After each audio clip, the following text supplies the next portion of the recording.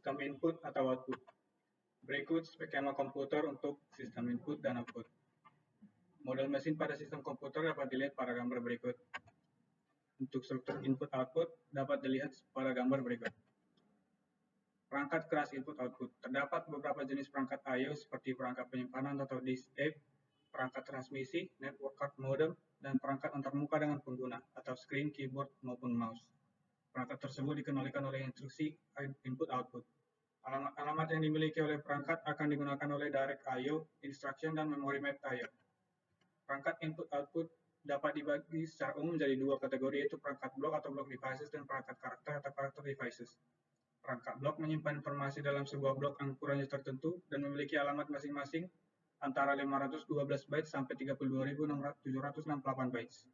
Keuntungan dari perangkat blok ini ialah mampu membaca atau menulis setiap blok secara independen. Disk merupakan contoh perangkat blok yang paling banyak digunakan. Device controller, unit I/O mengandung komponen mekanis dan elektronis.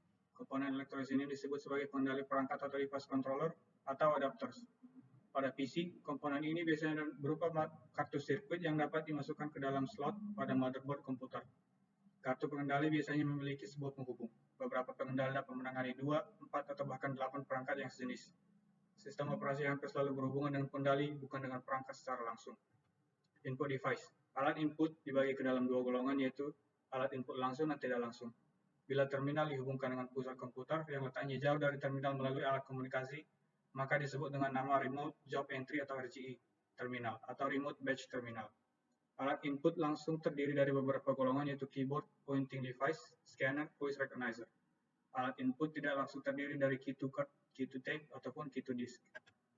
Berikut contoh dari input device. 1. Keyboard yang dihubungkan ke komputer dengan sebuah kabel yang terdapat pada keyboard.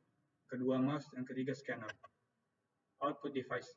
Output yang dihasilkan dari pemroses dapat digolongkan menjadi 4 bentuk, yaitu tulisan, huruf, angka, simbol, ataupun simbol khusus, image dalam bentuk grafik atau gambar, suara, dan bentuk lain yang dapat dibaca oleh mesin atau machine readable form.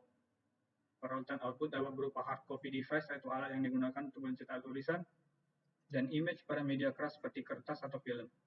Soft copy device yaitu alat yang digunakan untuk menampilkan tulisan image pada media lunak yang berupa sinyal elektronik. Berikut contoh dari output device. Yang pertama printer, yang kedua graph plotter atau digunakan untuk tujuan ilmiah dan rekayasa. Salah satu aplikasi khususnya adalah CAD, di mana desain mesin atau arsitektural diciptakan oleh komputer dan dikeluarkan outputnya pada graph plotter. Yang ketiga adalah monitor. Pengontrol memiliki tugas mengontrol piranti input-output dan menangani akses bus untuk piranti I/O tersebut. Memilah aliran-aliran bit menjadi satuan-satuan dan menuliskan setiap satuan ke dalam memori. Sebuah satuan adalah 1 word atau lebih. Dapat melakukan akses memori langsung dengan satu sistem akses yang dilakukan oleh sebuah pengontrol untuk membaca dan menuliskan data pada atau dari memori tanpa intervensi CPU. Interrupt handler. Apabila satu transfer selesai, maka pengontrol biasanya menyebabkan suatu interrupt yang memaksa CPU untuk menunda menjalankan programnya dan mulai menjalankan prosedur khusus yang disebut sebagai interrupt handler. Interrupt handler adalah kondisi di mana CPU menunda program yang sedang dijalankan dan berganti menjalankan program khusus pada saat akses memori sedang berlangsung dan minta interrupt. Modul dan fungsi modul untuk input-output. Untuk modul output, terdapat 1 interface dengan CPU dan memori, 2 interface ke 1 atau lebih peripheral. Untuk fungsi modul I/O, pertama, kontrol dan timing, kedua, komunikasi CPU, 3 device untuk komunikasi, 4 data buffering, dan kelima, deteksi error. Langkah-langkah penanganan input-output. Yang pertama, CPU mengecek status modul input-output device. Yang kedua, input-output modul mengirimkan statusnya. Jika ready, CPU meminta transfer data. 4. Input-output modul mengambil data dari device. Kelima, input-output modul transfer data ke CPU dalam variasi output yang diinginkan. Metode operasi sistem I/O ada 3. Yang pertama, input-output terprogram, kedua, input-output interrupt driven, dan yang ketiga, direct memory access atau DMA. Input-output terprogram, data saling dipertukarkan antara prosesor dengan modul I/O. Ketika prosesor sedang mengeksekusi program dan menemukan instruksi yang berkaitan dengan I/O, maka prosesor akan mengeksekusi instruksi itu dengan mengeluarkan perintah ke modul I/O yang sesuai. Modul I/O akan membentuk tindakan yang diminta, kemudian menetapkan bit-bit yang sesuai dalam register status I/O. Modul I/O tidak akan mengambil tindakan lebih lanjut untuk meningkatkan prosesor. Dalam keadaan tertentu, modul I/O tidak menginterupsi prosesor. I/O interrupt driven. Prosesor mengeluarkan perintah I/O, dilanjutkan dengan mengeksekusi instruksi-instruksi yang lain, dan diinterupsi oleh modul I/O ketika instruksi-instruksi tersebut selesai digunakan. Pada akhir setiap siklus instruksi, prosesor memeriksa interupsi. Ketika interupsi terjadi dari modul I/O terjadi, prosesor menyimpan konteks program yang sedang berlangsung dan memproses interrupt dan melanjutkan eksekusi. Direct Memory Access atau DMA. Pada modul ini, modul I/O dan memori utama saling bertukar data secara langsung tanpa melibatkan prosesor.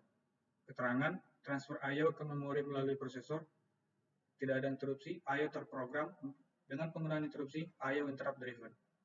Transfer langsung I/O ke memori tanpa instruksi, tidak ada penggunaan instruksi direct memory access. Digunakan untuk I/O device yang dapat memindahkan data dengan kecepatan tinggi mendekati frekuensi bus memori. Device controller memindahkan data dalam blok-blok dari buffer langsung ke memori utama atau sebaliknya tanpa campur tangan prosesor. Interrupt hanya terjadi tiap blok, bukan tiap baud atau byte data. Seluruh proses DMA dikendalikan oleh sebuah controller bernama DMA controller atau DMSC. DMA controller mengirimkan atau menerima signal dari memori dan I/O device. Prosesor hanya mengirimkan awal data, tujuan data, panjang data ke DMA controller. Interrupt pada prosesor hanya terjadi saat proses transfer selesai. Hak terhadap penggunaan bus memori yang diperlukan DMA controller didapatkan dengan bantuan bus arbiter yang dalam PC sekarang berupa chipset Northbridge. Sekian yang bisa saya sampaikan tentang materi sistem input-output. Nama saya Kevin Christian Pakpahan dengan NIM 230511241. Terima kasih.